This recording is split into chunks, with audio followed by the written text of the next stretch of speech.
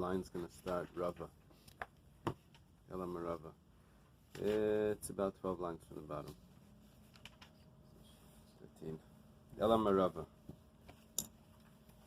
What's happening here is we're explaining the opinion of Rabbi Eliezer, or Rabbi Lazar, that says that kalayim, a crossbreed, an animal that's a crossbreed, an animal that's a treifa, or an animal that was born with a cesarean, or a tumtum and androgynous, that the gender is undetermined. So those animals don't become temurah, and if they were holy somehow, which the Gemara explained how it was possible for them to have become initially holy, they can't make temurah. They can't give off that kedusha to anything else. So the Gemara asks, how come they can't become holy? What's the reason for Rabbi Lazar? So we've been comparing it to a non-kosher animal. Just like a non-kosher animal can't become holy with the holiness of a mizbeah, of something that's offered on the mizbeah, so too these animals. So Elam Rav explains ki behemoth tameh, ma behemoth tameh deleka b'mina. Just like a non-kosher animal, a horse, a donkey, there's no animal of its kind that's brought on the altar. Afkod deleka b'mina.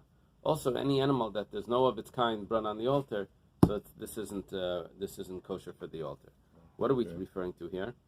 We're referring to kalayim and tumtum and androgynous. Those are different species, or maybe not. I don't know. So the Gemara says lafuke balmum deika b'mina. The problem is a balmum you can offer on. It does get the holiness of a sacrifice, but you have to redeem it. But it does get the holiness because a balmum is the same animal like a sheep or a goat, it's not a different species. So my Amrit, what are you going to ask? Treifa? It could be mina. You're going to say that if that's the case, then a treifa is the same species, a treifa animal. Yeah. We use the term treifa to mean that it's treifa, it's pig. No. In the correct terminology, treifa means that it's a kosher animal, that it can't survive. So it could be mina. So why doesn't it become holy? Mm-hmm. Its species is a cow or a sheep. It says leidam yel balmum. That has no similarity at all to a balmum because behemoth me asur b'achila and treifa asur b'achila. Here we're talking about something that's forbidden to eat. A balmum is not forbidden to eat. All those other animals, kalayim and yetzidaifen and tumtum androgynous, those are all permissible to eat. This is the one that's the most similar. The most similar to a behemoth tameh. Lafuki balmum the mutbachila. The problem was a balmum. And what gets excluded from this is the balmum, that is mutar b'achila. So that does get the kedusha of a carbon. It does have the kedusha of a carbon. It does make temurah. It has all of those halachas. Okay. New discussion. Amar Shmuel. Hamakdish esa treifa. If someone consecrates an animal that's already a treifa. Now, Rabbi Lezer before said if someone tries to bring the kedusha of a treifa over to the kedusha of a treifa over to another animal, or if someone tried to make an animal that was holy and to do temurah from that animal over onto a treifa, Rabbi Lezer says it doesn't work. Shmuel's not going with that opinion. Shmuel's going with the opinion of the Rabbanan. And it goes like this: Hamakdish as a treifa, if someone does consecrate a treifa, it's a tricha mum kavua liftais alav. It needs a mum kavua. What's that relevant to? Mum kavua means it needs a permanent blemish. And as it does get consecrated, and what's the relevance for it? That you need to redeem it. Gemara says, this is a big problem. We never said that we know that you redeem a sacrifice if you want to eat the meat. But here you can't eat the meat. Because it's a treifa, it's going to die. This is what we check for when we look in the lungs. Or here it could be an external treifa. It's missing the leg or something. That's not a mum kavua. It's more than a mum kavua. So why do you have to wait for a mum kavua? Oh, interesting. So 1 second. Let's redo this. 1 second. Makdish as a treifa, tricha mum kavua liftei salav. This is the treifa mum kavua. How do you have a treifa that's not a mum?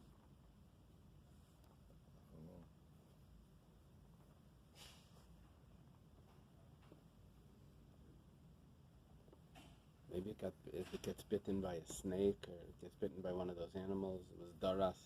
Maybe it just has like a.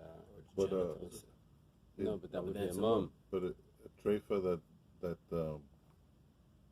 is there such a thing as a treifa that chayzel kashrusa? I don't know. Then it's No, not a because treifa. exactly. What? Then it's not a treifa. So it'd be like a mum kavod. Yeah, there must be a type of treifa. No, I think it means that basically you weren't just like Temurah, you weren't allowed to consecrate an animal that it was a treifa. But if you did, so it just sits there and labors until it gets another mum.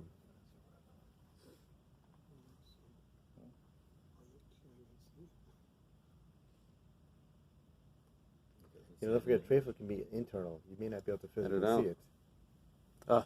Maybe So a how treifa. do you maybe know? that's a How do you shot. know it? Yeah. Huh? How do you The know? veterinarian told you. What you can't see won't hurt you. It's not true. It has, No, let's say it has liver failure. Let's say it fell. Let's say it fell from the roof. Let's say it fell from the roof or something. We said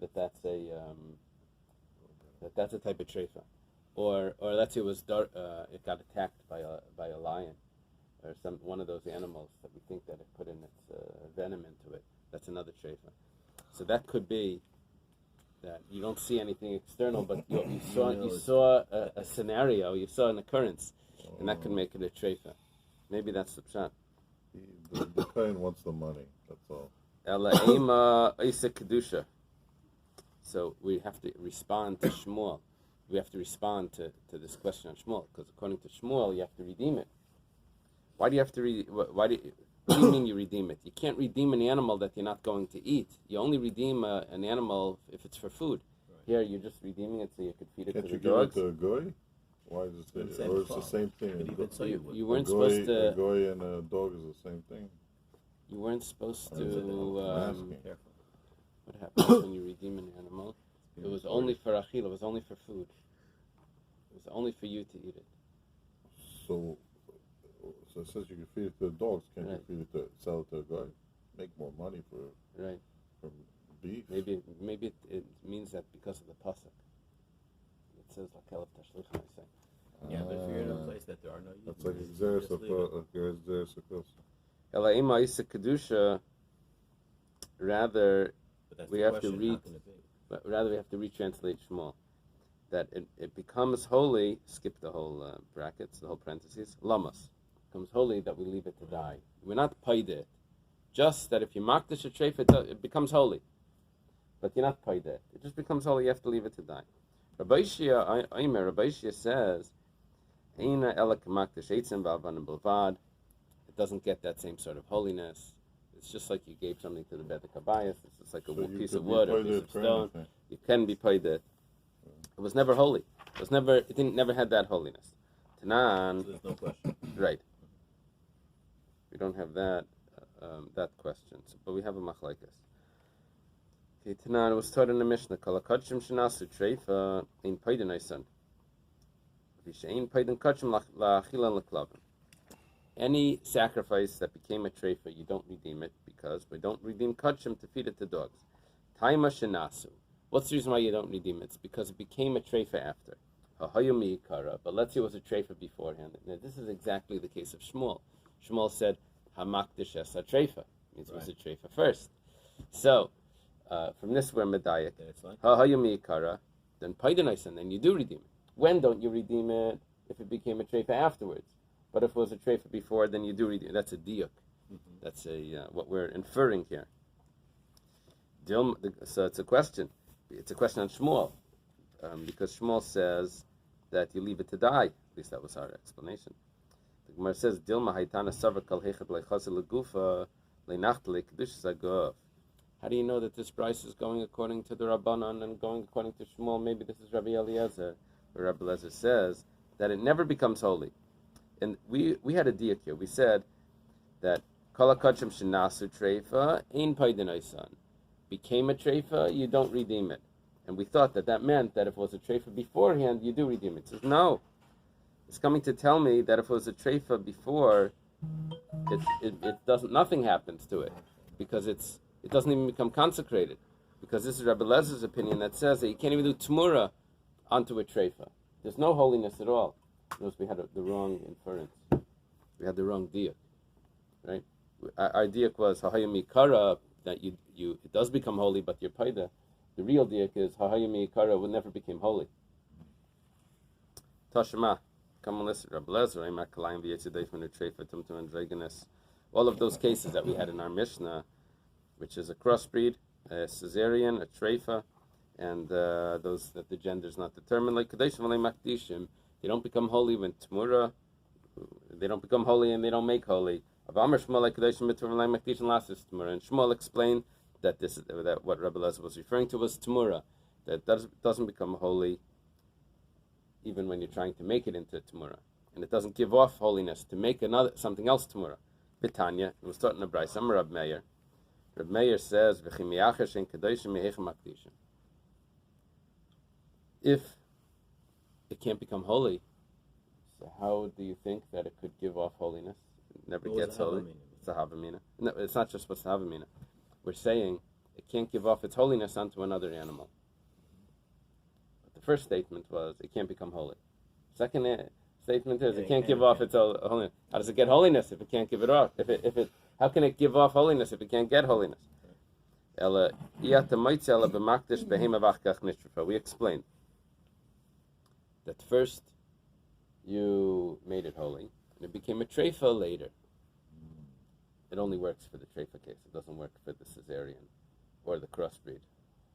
That cannot happen later. So, Ela b'makdish, can it work? Maybe for the Caesarean it can work if you makdish an uber. But for a treifa it could work. You have to makdish Ela b'hem v'achag nishfa. Now the Gemara is medayik. Ha ha'isa treifa mi'ikara. But let's say it was originally a treifa. Le'nachtali kedush saguf. Then it doesn't become holy. That's what we're saying here. It doesn't become holy. This is a kasha on Shmuel. Shmuel says that if you makdish a treifa animal, it becomes so holy that you have to leave it to die. Amalach Shmuel says, Dilmahach Tana Nami Savar Kol Hechel Lechazia Leguf Leinach Lekdish Saguf. What's the problem? I don't hold like that. Shmuel is saying that Rabbi Lezer holds that it never becomes holy. But I go like the Rabbanan, that it does become holy. Okay.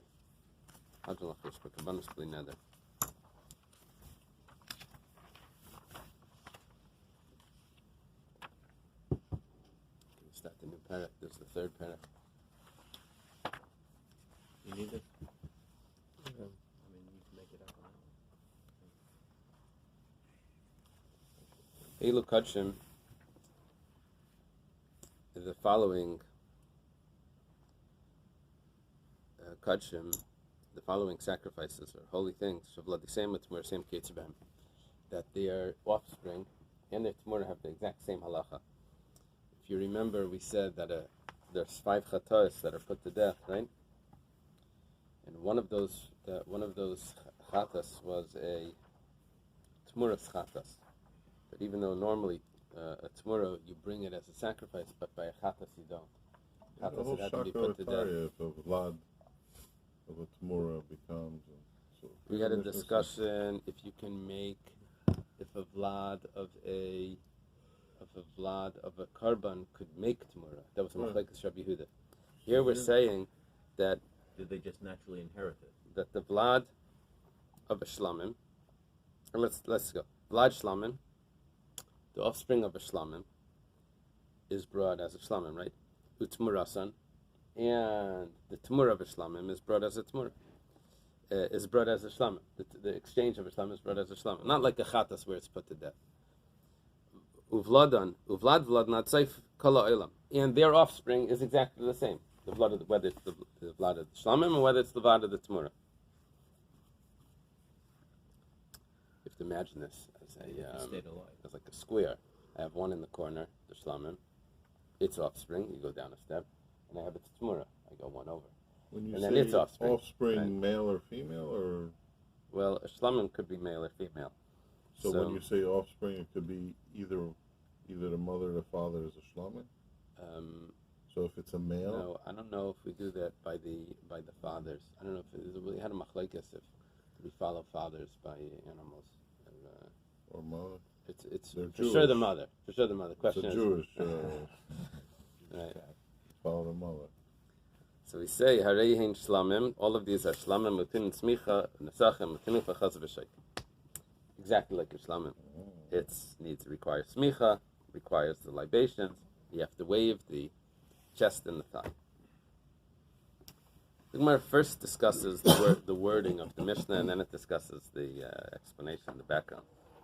It says, Kivan detana vladan ad seif kala ilam lamali.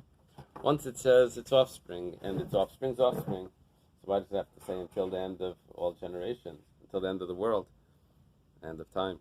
Why does it have to say that? You already said it.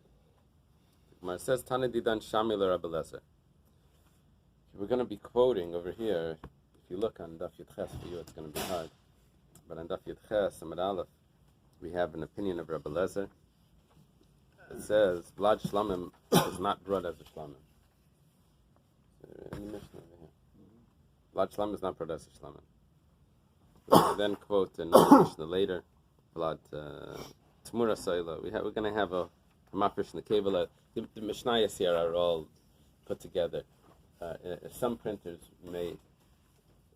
people would have suggested that the printer put all the Mishnayos at the beginning because it's going to be discussing all of them. Okay. So the Aitana here is Shikayas. Very nice. Aitana here is that Rabbi Lezer says the Mavlad Shlamim la yikrav Shlamim. The offspring of a shlamim is not brought as a shlamim. But Amar leitana didan laimi by bevlad laimi dina lach. Probably supposed to say that. Not only do I not agree with you with the offspring of a shlamim, with Rabbi Lezer, who says that an offspring of a shlamim is not brought as a shlamim. But I don't agree with you at all. So in other words, what we're explaining is that if it was an original statement, so say a statement. Now that he's coming to counter another opinion, so you can add in more emphasis. That's the plan. Because Rabbi Lezer says that you don't bring it as a shlamim. So comes along Artana and says, no, not only do you bring it as a shlamim, not only its offspring, but even all the offsprings until the end of the world. So he can add in more emphasis because he's arguing it. So when you have Tanakama and then whoever is going to be following, right? The first Tana starts making his statements against the guy that's going to come later, even before he's been stated. Oh, usually it's like an answer to that right, person. Right, that's a good point. We haven't read Rabbi Lezer yet. Right. So for us, I just haven't. I don't. Right. For us, that's a question because we're reading it in order. But what the Gemara is saying is that Tana Didon Shamil Rabbi Lezer. The Tana, he heard what Rabbi Lezer says, and Rabbi Lezer's the Rebbe is organizing it like this. Should mention that this would be a stam v'yachikach machlekes. By the way, even what Rabbi Lezer says came from his teachers. He got it through Kabbalah. He didn't make it up himself. What happens is that the Kabbalah that each teacher gave to its student started to branch. So the svara or the sugya could have been discussed in the Bais Medrash already a long time ago.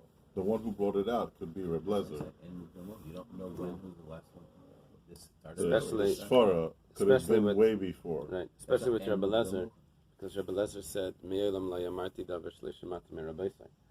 I know he never said anything that he didn't hear. But everybody says from it's possible that they heard the foundation, and from that they extrapolated. Rabbi Lezer, it says, was Bar Sid Sheina Mabatipa. He had a great memory. He never said anything that he didn't hear. That's specifically, you're correct. Yeah. Okay, so now the Gemara asks Minani Mili. From where do we know that you bring these offspring as a shlamim and the Temurah as a shlamim? The Temurah Rabbanan. It's taught in a Bais. Now, what we're quoting here is the Bais is going to quote a pasuk.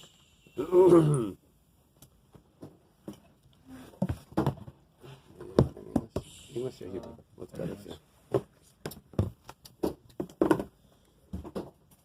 We're on Daf Yud Zayin Amud Bais. Where's Eitan?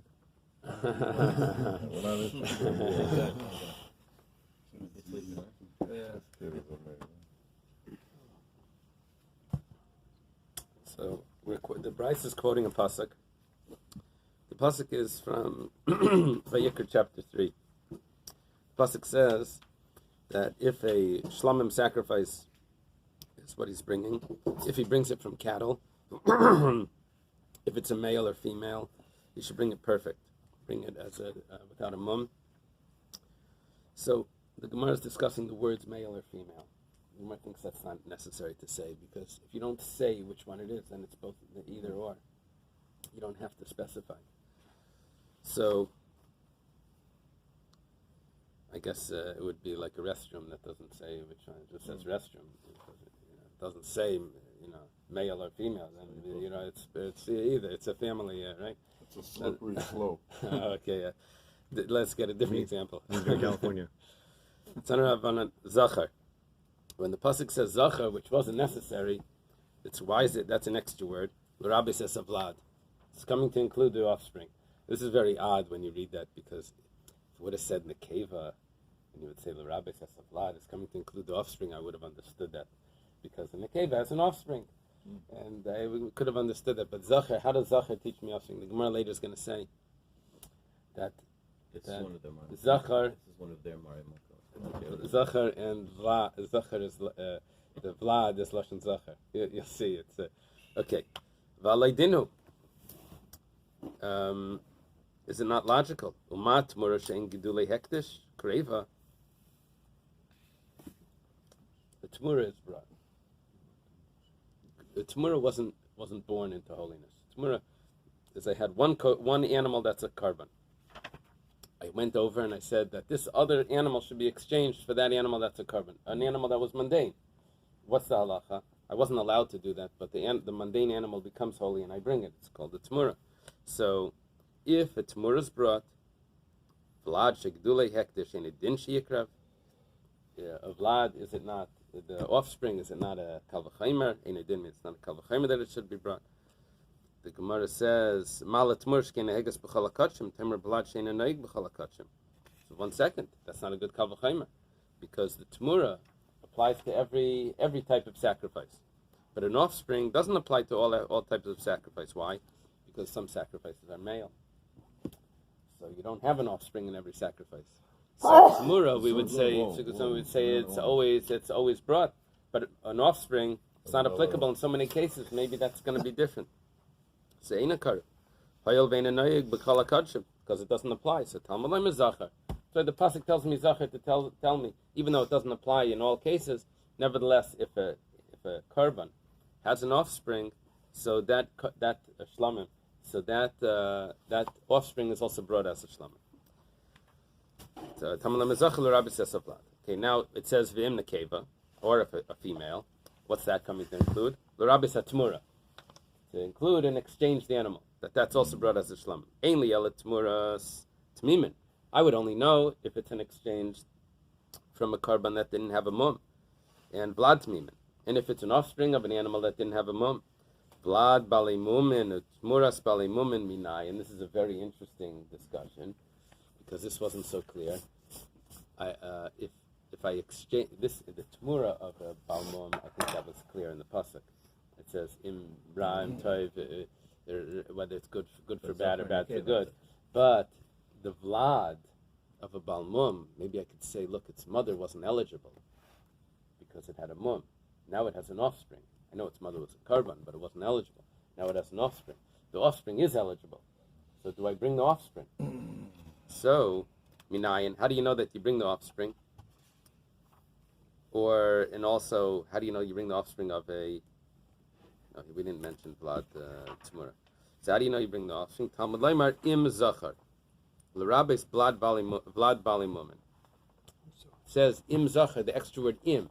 If it's a male, that extra if tells me that you bring the offspring even if the parent was not eligible because it had a mum. Im nekeva. What about the Im Nekeva? That tells me L'Rabbe's Temurah Spalimum. That comes to tell me the Temurah of a Balmum. Maybe what the Gemara, maybe the Gemara's understanding the pasuk that I can exchange a balm. If I change a bad animal for a carbon, that works for a carbon that doesn't have a mum. But I need the im to tell me that if the carbon itself had a mum, maybe that's the chant. Because otherwise, why do I need im if I have it in the pasuk that Temurah works like that? Amalei Rav Safra la Abaya. Rav Safra tells to Abaya, ve'ipachana. Why don't you turn it around? And the Gemara over here understands Rav Safra's question. Is that why don't I learn from Im Nekeva to tell me the Vlad of a Balmum, in the Im Zachar to tell me Temurah Spalimum? So Abaya responds, Mistabra, Makam Shinisrabsa Temurah Tmimin, Nisrabsa Temurah Spalimum. Let's stick to this. Where did we learn Temurah? That you bring the Temurah as a Shlamim. Where do you learn that from? I learned that from Nekeva. Where do I learn that Temurah's Balimum? Also from im to mima. So Abaye is saying, why should I switch it around? Let's stick to our topic. If Nekeva teaches me Temurah, so im Nekeva teaches me even if it's a Balmum. If Zachar teaches me the Vlad, so im Zachar teaches me the Vlad of a Balmum. So stick to why you have to. I should going to do it totally like illogical. So he responds back. Amalei mikam minalach. Leipach im zachar im nekeva anakula krakamina. I wasn't asking you if to switch the im zachar to im nekeva. I was asking you to switch the whole pasuk and go like this: Ema zachar l'rabis esatmura. Zachar, a male animal, should include an exchanged animal, and nekeva is l'rabis esavlad. That would be more logical. That the extra word in the pasuk nekeva would include that if it has an offspring, because a female animal has offspring. Amalei, Vlad Lashon Zachar Mashma, Temurah Lashon Nekeva Mashma. We're not looking at the animal, we're looking at the word, at the grammar. So the Vlad is Zachar, is Lashon Zachar, and Temurah in exchange is Lashon Nekeva. L'mai Helchasa. What is this coming to teach us? That these offspring are holy. So Amar Shmuel Likarit. Shmuel says that you bring the offspring, even though the mother has a mum, you bring it on the altar. Ba'aliba de Rabbi Lazar, and it's going according to Rabbi Lazar. Why is it going according to Rabbi Lazar? Because Rabbi Lazar on the next page says, on Yud Chesamid Bais, says that if someone separates a female animal for an Eily, an Eily needs to be male. Someone separates a female animal, so it's not eligible to be an Eily. So, but then it gives birth to a male animal. So, Rabbi Lezer says that you bring the offspring itself as an Eily. And the Chachamim said, no, you sell the animal and then you bring with the money a male. When you designated it wasn't eligible, but the value is used for a male animal for an eligible sacrifice. Rabbi Lezer says no, the offspring itself is eligible. They made a mistake regarding the gender of the first. I don't know if he made a mistake or he just didn't realize that an Eily needed to be a... So Shmuel is going according to Rabbi Lezer, that Rabbi Lezer says that you can bring the offspring itself even though the mother's not eligible. I could have said that by an Eily, that the mother's called an Eily, Aval Hani Vladis like Karvi, but the offspring is not. Because the mother had the name of an Eily. But when it comes to the Balmum, the Balmum can't be brought at all. Now, it's not so clear why. Look, the female Eily also can't be brought, but if it would have been a bird, an Eily Sa'oif, I wouldn't have made a difference in the gender. So, Kamash Malan, it comes to tell me that even though the mother can't be brought, but the offspring is brought as well. In other words, Shmuel Shmuel has to tell me this according to Rabbi Lezer, the offspring is brought. Bar Pada Amar L'Riya. Bar Pada says no. If the mother is a balmum and it gives birth to a animal that doesn't have a mum, I don't bring it as a sacrifice. It's holy, but it has to wait. I have to wait for it to get a mum, and then I use its money and I buy another sacrifice. Baliba de Divrei Hakol, and it's not going only according to Rabbi Lezer, it's going according to everyone, that I'm gonna let it go out to Chulin. So I say over here the Itmar. Does this work? Itmar Nami was also taught. Rava Amar Likari Baliba de Rabbi Lezer. Rava says that you bring the offspring as a karban, and it goes according to Rabbi Lezer in the next Mishnah. In the Mishnah, the next daf. Rav Papa Malariya, Rav Papa says no, you let it get a mum, Valiba de Divrei Hakol. And it goes according to everyone. V'haitana Maisalam Mihacha, and now we have another brisa that brings the same halacha but from a different pasuk. Here, the pasuk is in Devarim Yud Bais, chapter 12 in Devarim. It says that all the holy things that are for you and all your vows, you bring it to the place that Hashem chose. So Rak Kadshecha. Only all the holy things. What does it mean? Kadshecha, Elo Atmuris. This is coming to include Temurah, an exchanged animal that you bring it to the Bais Hamikdash as a karban.